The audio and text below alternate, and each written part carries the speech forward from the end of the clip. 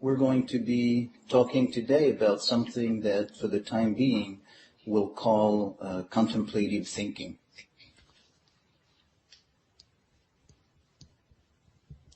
Good. And maybe, there is a purpose in actually not knowing where we're going with it or how we're proceeding with this conversation. And to accept, a moment of pause as we try to orient ourselves to where we could go. Mm-hmm. Mm-hmm. Mm-hmm.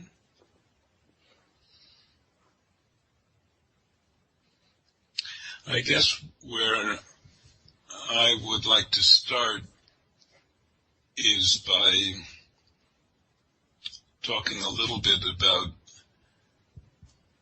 the word thinking and what's that pointing toward in this context of contemplative thinking.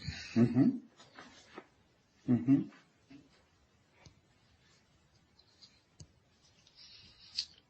So since you created that phrase, I'll ask you to do some exegesis on it. So part of the idea is to have a bit of the paradox, because in a traditional everyday language, contemplation is viewed as something that is essentially receptive, and thinking tends to be viewed as something that is very active or even aggressive. Analyzing is about slicing, dicing, cutting, and there is often a sense of efforting in thinking. And so the phrase, what appeals to me in it is the sense that actually you can get to the end result of thinking, which is, having insights, having new ways of looking at things, solving problems, having an opening, without actually that, in a way, aggressive or tense efforting of me against the world, but something that is a more receptive part, which is more traditionally associated with what contemplation is. Mm-hmm. Mm-hmm. And does that differ from what we mean when we talk about intuition or intuitive knowing? So my sense of it is that intuitive knowing is very much part of that. That in a way, we cannot separate parts of the human mind, part of the human activity, and saying, oh, there is this area which is strikingly different. There's a continuum. And so that ability to receive information through intuition, people who have ideas in their shower, that kind of stuff, is part of that larger continuum. But the difference I would make is that in forging a phrase like contemplative thinking, there is an intention to maybe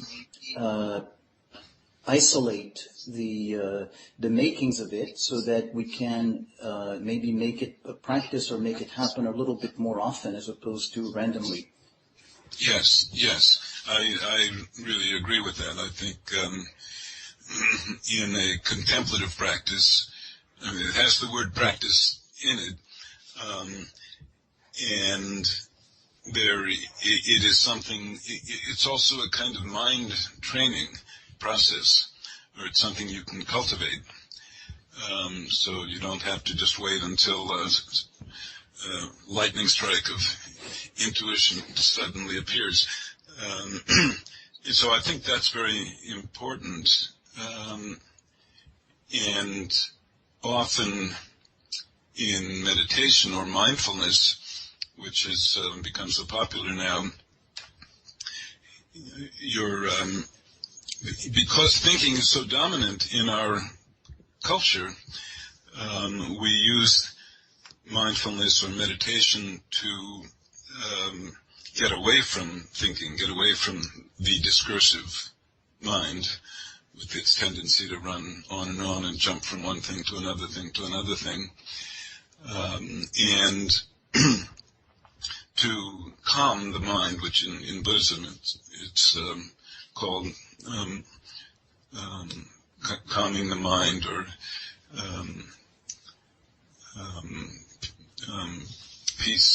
peaceful mind that has less thinking going on, and that is not necessarily empty of thought, but the purpose is to develop this non-thought realm of experience. Now there are also, in the Buddhist tradition, which is huge, there are also many more analytical types of meditation practices that do involve,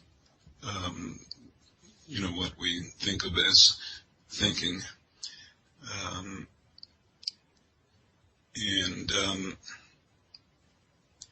But I think there is a need, and I guess in terms of my own life, having started out being very much thinking-oriented and kind of intellectual and conceptual, and then having found meditation as a way of kind of getting under that, and then later on focusing practice, which extended that. But then seeing that, okay, we also have to come full circle and find out the healthy relationship between non-thought and thinking, in the context of how we live our lives. And so there's a sense of that circle of thinking, intellectual. There's the wanting to free yourself from that, in a way, prison of just being in thought, and go into taming the mind as a priority, then coming back to the practice of focusing, and a sense of wanting to integrate the thinking and the non-thought.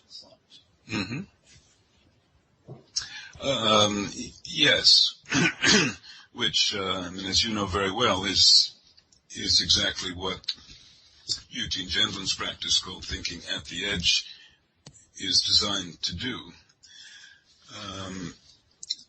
But it's somewhat technical and challenging.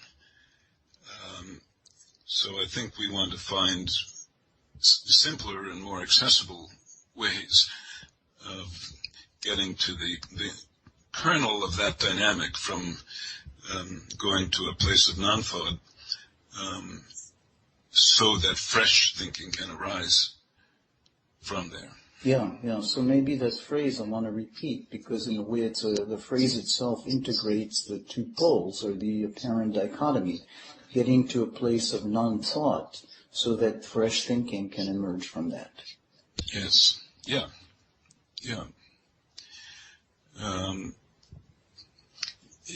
And it, there's so much that could be said about that, and now that the new neuroscience is also suggesting a lot there.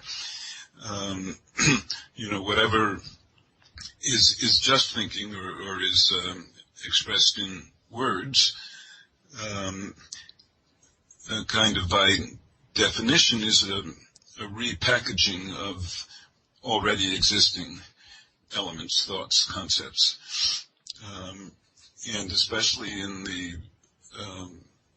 world we live in today, which is so challenging and changing so rapidly, and in a lot of ways just beyond conceptual understanding altogether. it's really important that, because at the non-thought level, and again, this is what Eugene Gendler talks about, the body really knows vastly more than the conceptual mind does, because the body is living the reality of one's life, one's experience. And not only that, it is the body is something that has come about through thousands and thousands of years of evolution. And, we usually don't think so much about this, but that our body knows that whole history, in some sense. So as you're talking about this, an image that comes to mind is that of a pyramid. Like the old symbol of the pyramid that used to be representing nutrition, or, some kind of a pyramid with slices. And so, in a way, in the lower phases of the pyramid is all the input, all the stuff, the information that's available to the body in terms of our cellular information, our sensory, pre-verbal, pre-conceptual information, the history, the reflexes, all the stuff we have accumulated. And at the very top is an executive summary, which is amazingly useful, because it's what, report the executive summary, but not to confuse the executive summary with the whole contents of the report. I like that, yes. That's a lovely metaphor. Absolutely. And the pyramid is a good symbol for that, because the executive report, on the one hand, it seems to be the highest point, the culmination, but in another sense, it's much less, it's much narrower, it's a point than all of that precedes it. So I think we're talking about being able to have a more lively dialogue between those different levels, and being able to dip down into the non-conceptual knowing, or the body knowing,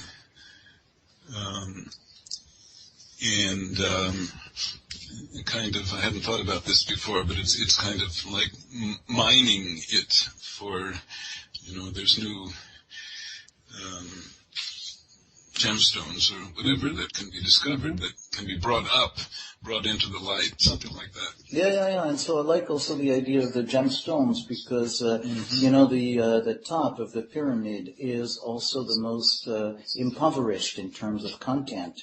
And so there's a sense of needing to come back and mine the riches of actually experience. Right, yes, that's what I'm trying to say, yeah. Okay. So, all right, so perhaps we want to talk a little bit more about the contemplative side of it. And as you were saying earlier, contemplative is generally associated with a kind of spiritual practice. And of course it has been cultivated in the spiritual traditions.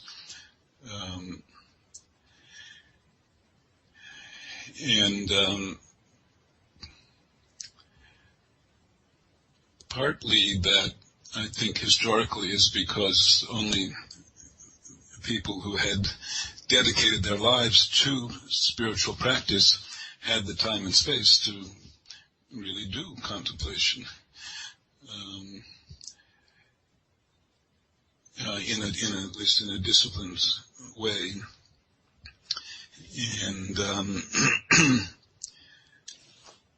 now we have to learn how to be doing it, all of us, or how to be doing it in ordinary life, secular life. So we have tremendous resources from the exploration that has been done in the past, but at the same time we have to find ways to bring that forward. And so I like the way you're positioning it, that in a way it's an accident of history, and it's a sociological reason that means that this kind of thinking has been explored within the context of religion, spirituality, and that sociological economic context is that the people who had the time and leisure to explore it were people who had the time and leisure to focus about that. Whereas in more everyday life, pressing decisions, businessmen, soldiers, there's a sense of, in a way, using what's readily available. Mm-hmm. Yes, and so I was just reflecting as you were talking. I mean, it's also something that artists know about, and something that scientists, the really good scientists, know about. They just, either they have it or they discover it. But it doesn't yet translate into something that kind of all of us can learn and use. Mm-hmm, mm-hmm. Something like that.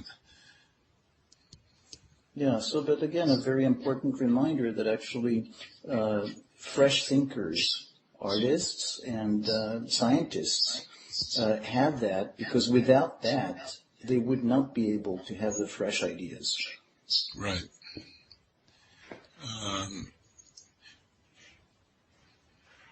Right. And so from that point of view, it's in the general area of creativity, which is something that's talked about a lot in our culture, being creative. But I think that a lot of people don't really get at a deeper level what the creative process is.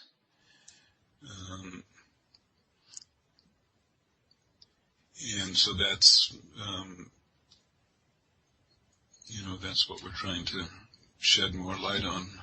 And so I'm tempted to, use the word creative as a segue to go to my experience of that workshop, you were doing, and of noticing the phases, that corresponds to this process.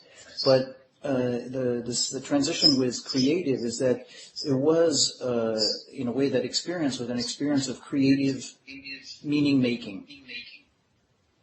And so it's something that's more related to philosophy, spirituality, the context in which, that kind of contemplation is usually used.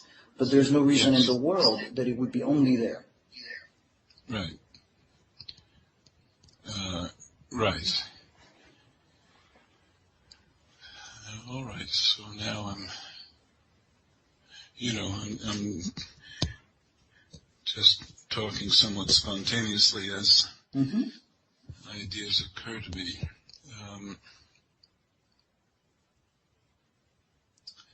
But I don't know. I think I'd like to hear a little bit more from you. Well, I'll jump on that because, the thing, that's a process that I've been very interested in. And at that workshop, you introduced the concept of process defined by Francesco Varela. And you talked about 3 phases, which I very much resonate with. And I tweaked the naming of them, so I'm going to use my name as opposed to his. But the one is a sense of a pause. So this process cannot happen if there is no pause, in order to stop the flow of things as they are, interrupt, and, have the possibility for a new outlook. Yes. Then the second part was the orienting. And a sense of, and it's an orienting that's both inside and outside. So what is happening, but also what's happening inside, and also paying attention to inside information as opposed to just outside information. And the third part is in a way, there's a, you called it the letting go, and that's a letting go in the sense of getting out of our own way in order to allow a response that comes not just from, in a way, our predetermined series of responses, but allow something fresh to come up. And a sense of trusting that, in a way, that larger computer, which is not just our intellectual brain, also our body information, but also, in a way, our relationship with context, has information that is going to give us something fresh. And so I thought, wow, this is really a very nice way to describe this process. Yes. And then say a little bit more about where you're trying to go with this. How, having formulated the phrase contemplative thinking, what will that help us to do? So the idea is, in a way, we're confronted with an issue, a problem, whether it's a factual problem, an everyday life problem, an intellectual problem, an emotional problem, we have a model, an implicit model of how to solve it or deal with it, which is to think about it or do something about it. And, in a way, that model is action-oriented, and it physically corresponds to a sense of, in a way, tensing up. And the tensing up corresponds to, say, a nervous activation, which is there is a danger, there's something to confront. So you have to, in a way, gather energy, get the muscles poised in order to fight, in order to cut, in order to slice, in order to basically respond to threat. And by having a different model, it allows us to position ourselves in a different way so that we deal with the issue in a different way. And so very much the same way as in the workshop you give, and you were talking about the place of being grounded, okay? And the place of, so it's a place of safety, and it's also a place of trust. That trust first that you're not in danger, and trust that something is going to coming up. So in a way that you're in a benevolent environment. So safety is that sense of relaxing defenses in order to allow stuff to come up. So in a way, thinking in these terms helps shift, the intentionality from I'm noticing, that when I'm facing an issue, I'm tensing up, I'm going into attack mode, and I want to take the pause, and in that pause, remind myself that I'm safe, that, there is likely to be something coming up if I trust these larger resources. So in a way, that's that shift, not just in intention, but also in body experience. From the place, and so that's the pause.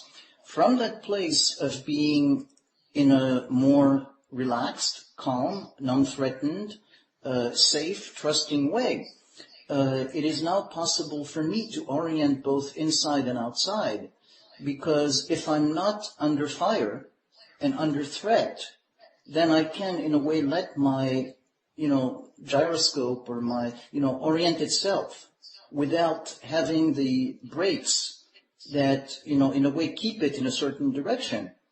Because if I feel there's a threat, I'm mostly orienting toward the possibility of a threat. And I'm, narrow and attacking as opposed to relaxed and letting go.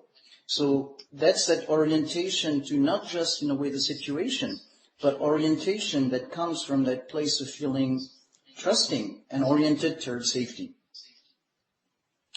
Mm-hmm. And from that place can come the third stage, which is, in a way, from the place of being in a way, calmer, trusting, safe, and, open and oriented, I can be aware of subtle shifts, of subtle felt sense, of things, of information that otherwise I would not notice, and that suddenly allow me in some kind of a surprising way, probably often subtle, not something that's like a 2x4 on the head, that, something that I would not notice if I was in a more tight mode, then suddenly changes my outlook.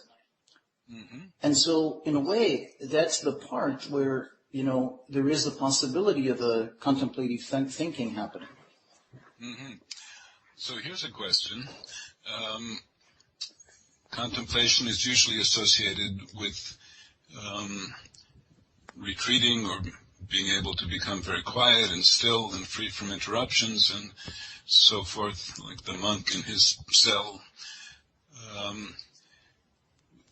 But are you suggesting that this kind of process can also happen in real time, so to speak, mm-hmm. In a work situation or when I'm getting into an argument with my wife or whatever it might be? Can it be done in real time, or does it mean having to take a break, to literally make a pause in order to spend that more contemplative mm-hmm, time? Mm-hmm. So I think that's the part where, in a way, because of the dichotomy we have about contemplation being something that's outside, it's in the right.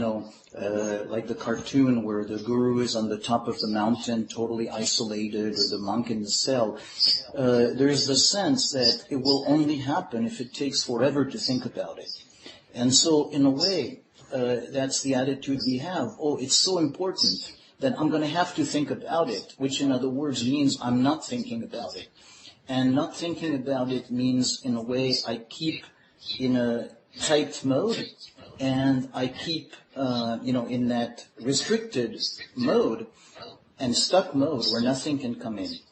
And this is actually something that happens very suddenly if it's just a question of relaxing. And I like when you mentioned something, for instance, can it happen in a business situation, or say an argument with my wife?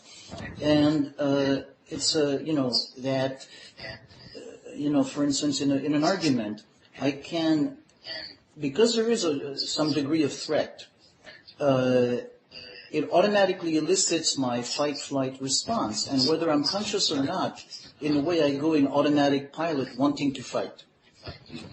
But with cultivating the self-observation, and not just self-observation in an intellectual way, but self-observation of felt sense, of what it feels like, then I can have access to that sense of, I'm kind of tensing up, I'm kind of in attack mode, so as soon as I notice that, which takes a fraction of a second, can come the slowing down of that sense of, here I am in my attack mode or in my threatened mode. And again, within a fraction of a second, this is that sense of the threat, the threat response relaxes, because by simply noticing how intense my effect is and my muscle tension, in a way I have the instant information that it is unwarranted. It's out of proportion with the situation. So all of this takes basically a couple of seconds. And as I notice it, I can actually turn to my wife and say, I'm realizing I'm very activated about that. And then already in a way I'm backing off. I'm no longer in that place of being so activated, because I'm both activated, which I still am at some level. It's hard to come down when you're revved up. But I'm also having not just an intellectual perspective, but also that sense of being physically more relaxed, so that I'm also, have a felt sense of it's not as dangerous as the activated part feels it is. Yes. Yeah. Yes, and when you talk about it in that way, it reminds me of what Daniel Goleman calls emotional intelligence, or self-regulation, or there's a whole set of terms for that, and that is a piece of it. But there's something more here that you're trying to get at.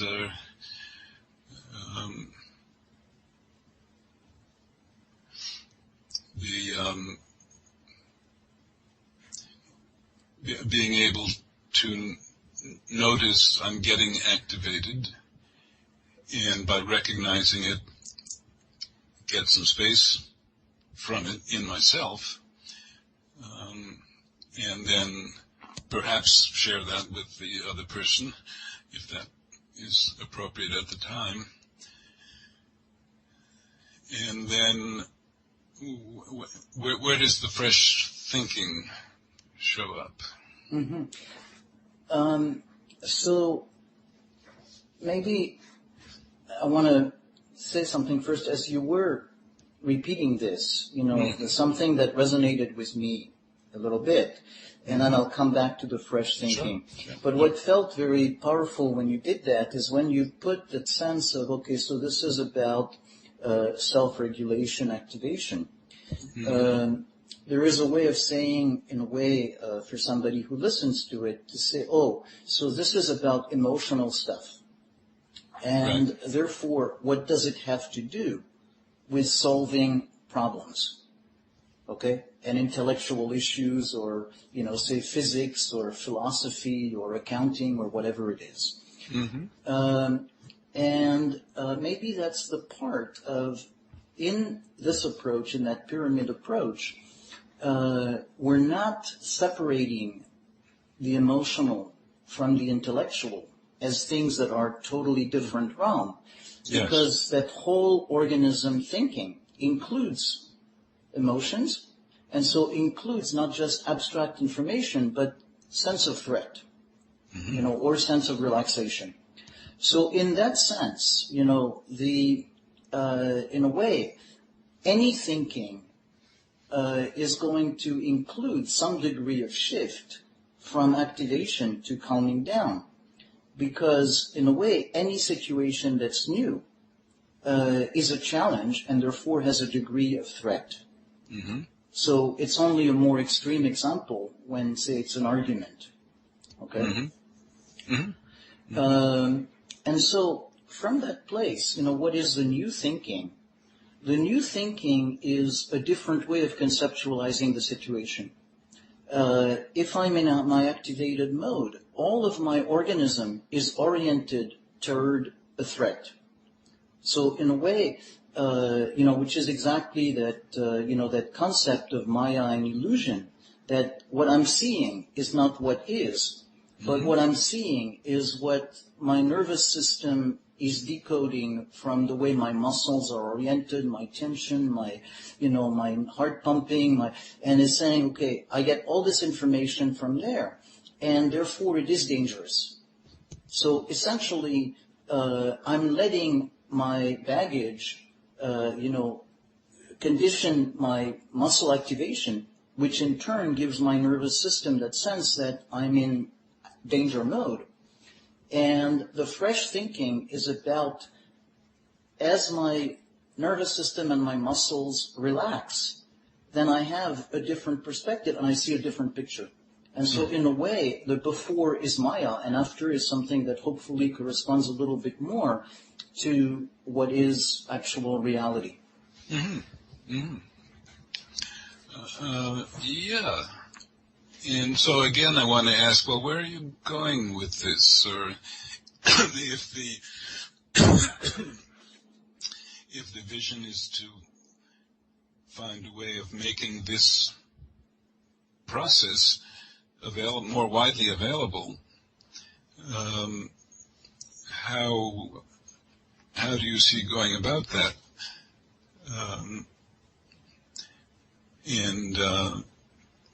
Or how would this differ from, all of the techniques that do exist around emotional intelligence or traditional contemplation? And I mean, I don't know if that's the direction that you're trying to go in, but so, the idea is actually that traditionally people think about contemplative practices as something that's oriented towards spirituality. Mm-hmm. And of course, especially for people who are very steeped in the practice, that practice influences, other forms of thinking. But it's not necessarily the case for people who simply dabble in it. Same for focusing. In a way, we practice it in certain circumstances and about things to understand in a way emotional life, or some people use it actually quite a bit to solve problems, but not necessarily. It's not something that is as widely available as it should be to people at large. Right. And my hope is actually by having a very simple explanation of what the process of what I call contemplative thinking is and how eminently practical it is about everyday life, about business issues, all kinds of issues, theoretical issues. It encourages people, one, to think about how they think, and to notice, in a way, when they do it, because it's not something I invented, it's something that we all do.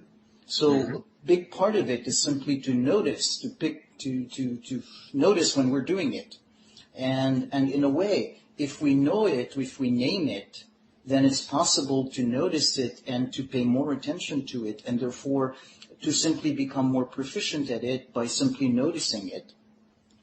And two is... And wait, just to be clear, the it that you're referring to now is... That three-step process of contemplative thinking, pause, orient, and allow response. And so one is to notice it, and in a way noticing it to become more proficient at it.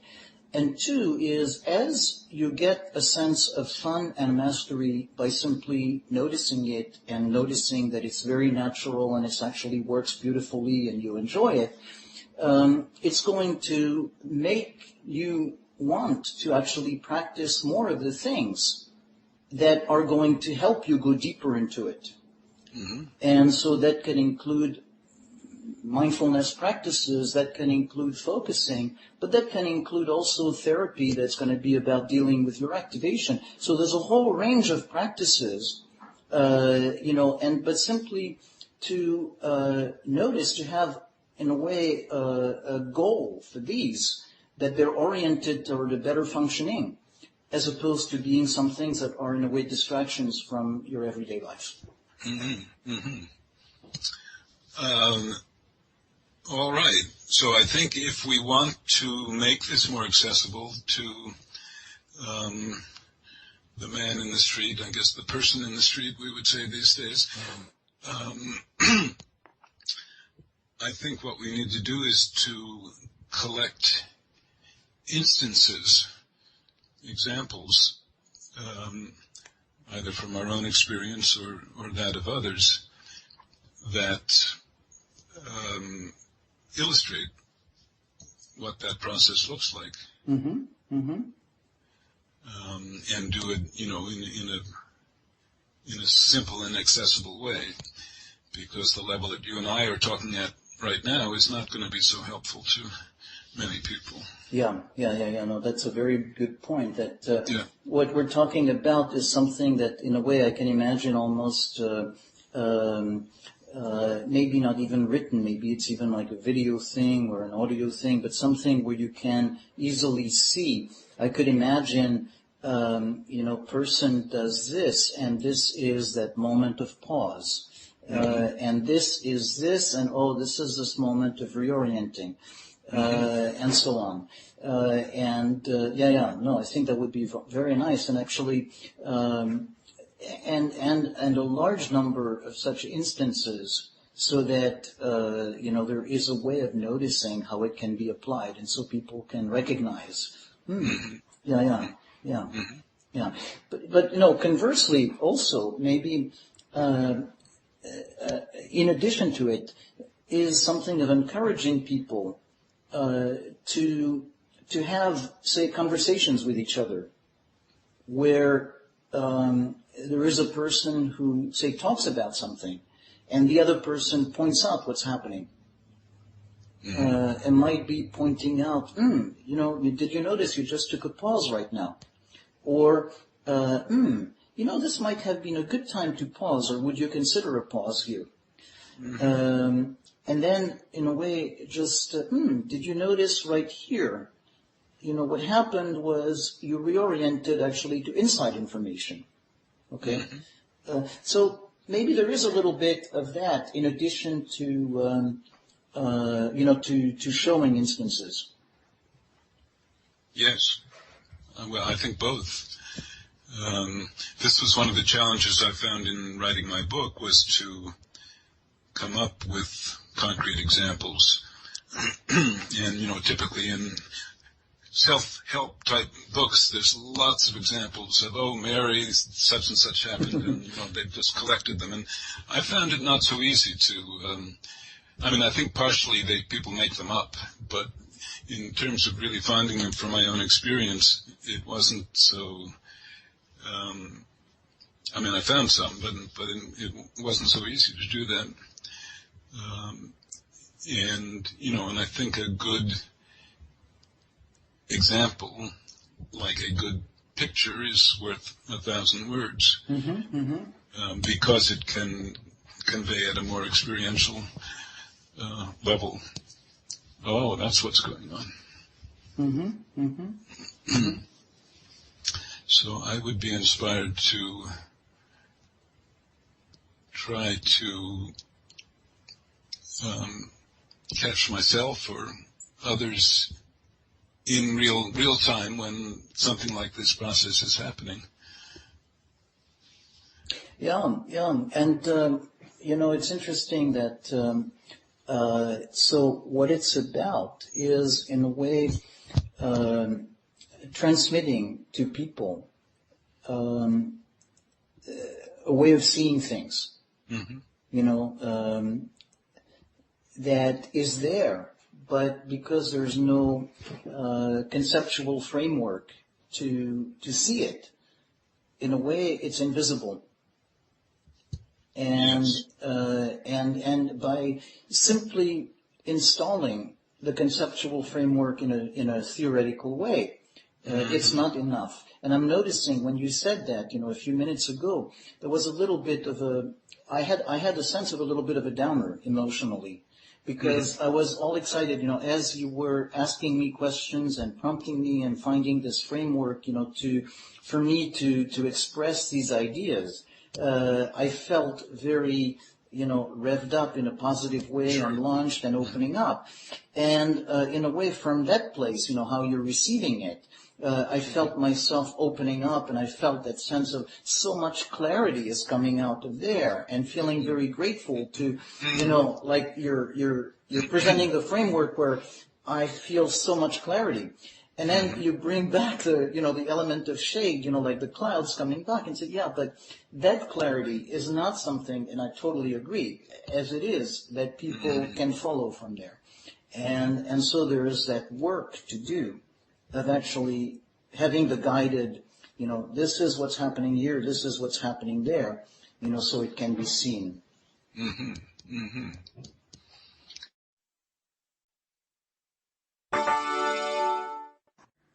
This recording is part of the Proactive Mindfulness podcast. We explore how to be more present and engaged in our lives and how to make lasting change. This is a contemporary take on mindfulness, informed by embodied therapy and the polyvagal theory. You can find more articles and videos on the website proactivemindfulness.com.